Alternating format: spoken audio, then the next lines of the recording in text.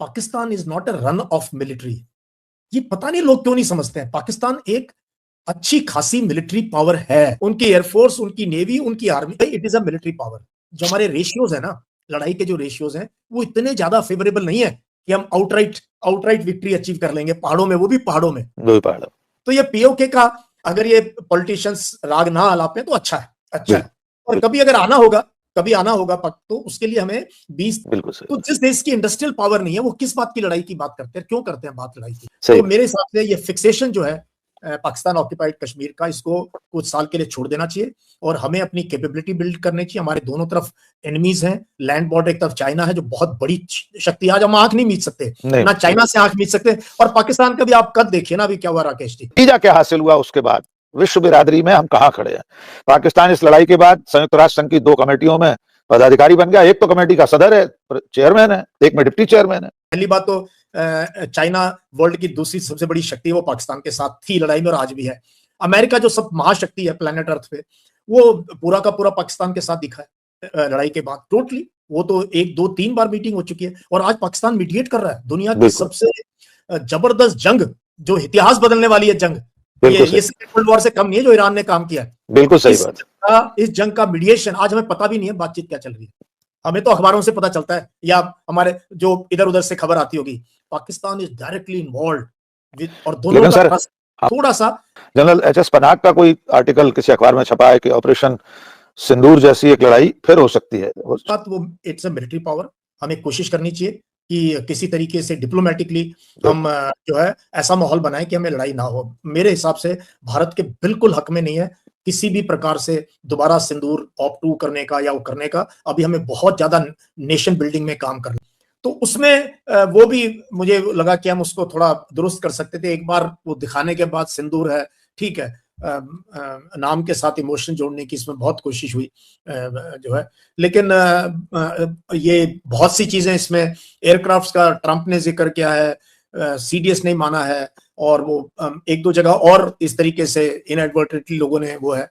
तो क्या इसके पीछे रीजन है मुझे समझ नहीं आ रहा कि क्योंकि अब छुपा लिया, बताना बड़ा मुश्किल क्योंकि टाइम इतना निकल गया। बिल्कुल आप बताएंगे तो दिक्कत है, अब बताएंगे दिक्कत है। थोड़ा बहुत पार्लियामेंट में डिस्कस हुआ, लेकिन हमारे यहाँ क्या सवाल अगर आप उठाओ तो आपको फिर एक पूरा का पूरा तबका आपके ऊपर हमला बोल देता है कि आप तो एंटी नेशनल है। बिल्कुल सही बात है। तो रीजन मुझे भी समझ नहीं आ रहा है कि क्यों ऐसा किया, पहले तो कभी हमने कभी नहीं किया। लेकिन हमारे देश में अगर आप इस तरह की बात करेंगे, आपने ठीक कहा, अभी हिंट भी किया आपने, या यहाँ अगर कोई मीडिया हाउस ये बता दे कि ऑपरेशन सिंदूर में इतने जहाज गिरे थे, इतना नुकसान हुआ था, तो देशद्रोही ठहरा दिया जाएगा। और आपने ठीक कहा, तो हमारा एक जहाज जिस रास्ते पर गिरा हुआ था काफी दूर था, वहां से 20-25 किलोमीटर दूर, वो सारी तस्वीरें हमारे पास आ रही थी, लेकिन हम छुपाते रहे, टाइम लगता। तो मेरा सवाल सर ये था कि क्या ये कभी मुमकिन है, जिस तरह का रक्षा मंत्री कह देते हैं हम पाक अधिकृत में कश्मीर ले लेंगे, अमित शाह कहते हैं हम एक न एक दिन पीओके पर कब्जा कर लेंगे, तिरंगा फहराएगा, संसद में खड़े होकर कहते हैं। ये मैं बताना चाहता हूं, जिनको बहुत जिंगोइस्टिक है ना, रेटोरिक है, खून चाहिए, ये चाहिए, और पता नहीं कहां से ये उन्माद है, उनको बता दूं कि पहाड़ जवानों को खा जाते हैं। फिर ये पॉलिटिकल, ये आपको पता ही है, राइट विंग का बहुत ये अखंड है, वो है, बोलते बहुत हैं, जमीन पे करना बहुत मुश्किल चीज है। तो पहले तो माउंटेन्स की और वो कॉन्फ़िगरेशन कर। अब दूसरी चीज मैं जो है आपको ये बता दूं कि Pakistan is not a run of military. ये पता नहीं लोग क्यों नहीं समझते हैं। पाकिस्तान एक अच्छी खासी मिलिट्री पावर है, उनकी एयरफोर्स, उनकी नेवी, उनकी आर्मी। एज अ प्रोफेशनल, मैं पॉलिटिशियन नहीं हूं, मैं रैली नहीं कर रहा हूं वोट लेने के लिए, मैंने कोशिश करता हूं, आपको तो सच बोलना है, सच में भी दबे हुए उसमें ही कम से कर दे कि भाई it is a military power. जो हमारे रेशियोज है ना, लड़ाई के जो रेशियोज हैं वो इतने ज्यादा फेवरेबल नहीं है कि हम आउटराइट विक्ट्री अचीव कर लेंगे पहाड़ों में, वो भी पहाड़ों में। तो ये पीओके का अगर ये पॉलिटिशियंस राग ना आलापे तो अच्छा है, अच्छा है। और कभी अगर आना होगा तो उसके लिए हमें 20-30 साल देश को समृद्ध बनना होगा, देश को साइंस, टेक्नोलॉजी, एजुकेशन। बहुत बड़ी बात है। मैं बार बार लोगों के दिमाग क्लियर करता हूं, भाई बहुत गुर्बत है हमारे देश में, हमारी हंगर इंडेक्स में हमारी पोजीशन देखो, हमारी पानी की पोजीशन देखो, हेल्थ की पोजीशन देखो, एजुकेशन, मैन्युफैक्चरिंग नहीं है राकेश जी, बिल्कुल सही बात।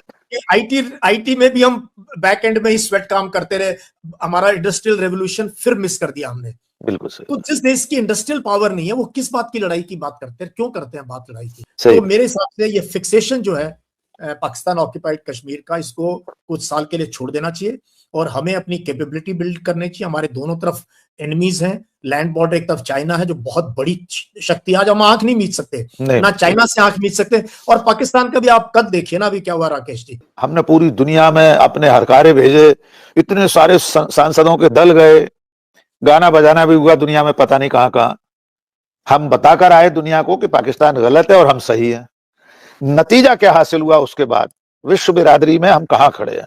पाकिस्तान इस लड़ाई के बाद संयुक्त राष्ट्र संघ की 2 कमेटियों में पदाधिकारी बन गया। एक तो कमेटी का सदर है, चेयरमैन है, एक में डिप्टी चेयरमैन है। दुनिया के सारे बड़े वित्तीय संस्थानों ने खजाने खोल दिए। अमेरिका ने उसके सिर पर हाथ रख दिया। जिस आसिम मुनीर को फरार होना दिखा रहे थे हमारे गोदी मीडिया के चैनल, 2-3 दिन से फिर वायरल हो रहा है वो वीडियो। शर्म आती है, ये लोग तो काला धब्बा है भारत की पत्रकारिता पर। वो व्हाइट हाउस में हलाल लंच खा रहा है आसिम मुनीर। सर, इस लड़ाई के बाद क्या हम डिप्लोमेसी के मोर्चे पर भी पिछड़ गए हैं?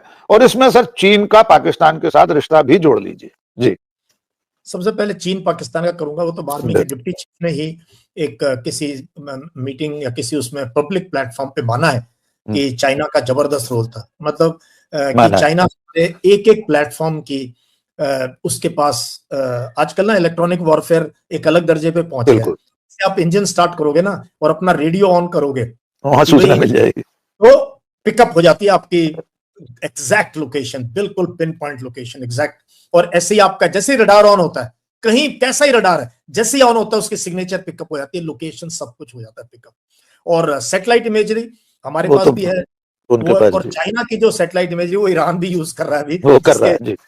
तो चाइना का रोल इस लड़ाई के अंदर नजर आया है और टोटल सपोर्ट में है। बट चाइना क्वाइटली करता है, वो हल्ला गुल्ला नहीं करता है। तो पहली बात तो चाइना वर्ल्ड की दूसरी सबसे बड़ी शक्ति है, वो पाकिस्तान के साथ थी लड़ाई में और आज भी है।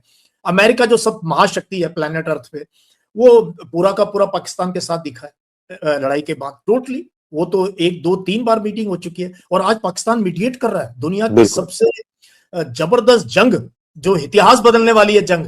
ये सेकंड वर्ल्ड वॉर से कम नहीं है जो ईरान ने काम किया है। बिल्कुल सही बात। इस जंग का मीडिएशन आज हमें पता भी नहीं है बातचीत क्या चल रही है, हमें तो अखबारों से पता चलता है या हमारे जो इधर उधर से खबर आती होगी।